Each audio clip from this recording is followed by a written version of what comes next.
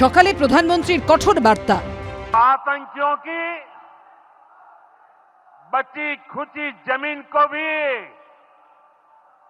मिट्टी में मिलाने का समय आ गया है।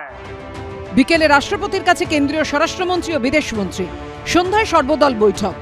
পহেলগাঁওয়ের জঙ্গি হামলার প্রেক্ষিতে বৃহস্পতিবার বিকেলে প্রতিরক্ষা মন্ত্রী রাজনাথ সিং এর নেতৃত্বে সর্বদল বৈঠকে কেন্দ্রের পাশে থাকার আশ্বাস দিল বিরোধী দলগুলো। कंडेम किया है सबने जो हुआ है और पूरी सपोर्ट किया अपोजिशन ने सरकार को, कोई भी एक्शन नहीं।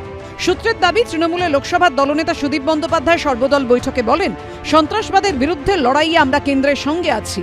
জঙ্গিদের নিশ্চিহ্ন করার লড়াইয়ে দেশকে ঐক্যবদ্ধ থাকতে হবে। প্রধানমন্ত্রীর উচিত সব দলের প্রধানদের নিয়ে বৈঠক ডাকা। सबने अपना चिंता जताया है।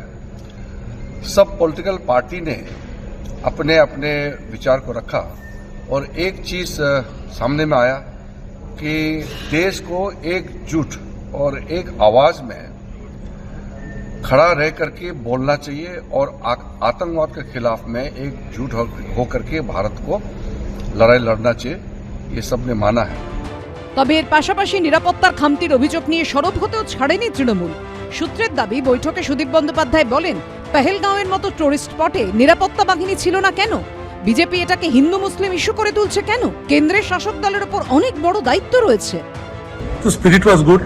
Security lapses were discussed, but assured the government that all political parties will stand by the government, whatever decisions they can take for the interest of the country. একটা দুর্ঘটনা ঘটেছে, ভারতবর্ষের আভ্যন্তরীণ নিরাপত্তা আক্রান্ত হয়েছে।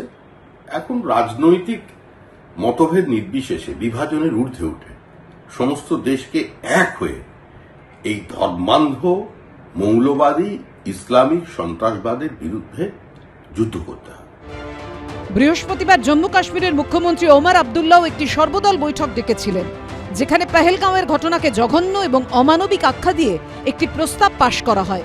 সেখানে বলা হয়, পহেলগাঁওয়ে নিরীহ নাগরিকদের ওপর যে হামলার ঘটনা ঘটেছে তাতে আমরা বিস্মিত এবং শোকাহত। আমরা দ্ব্যর্থহীনভাবে এই জঘন্য এবং অমানবিক ঘটনার কঠোরতম নিন্দা করছি। বিজেন্দ্র সিংহ, দীপক ঘোষের রিপোর্ট, এবিপি আনন্দ।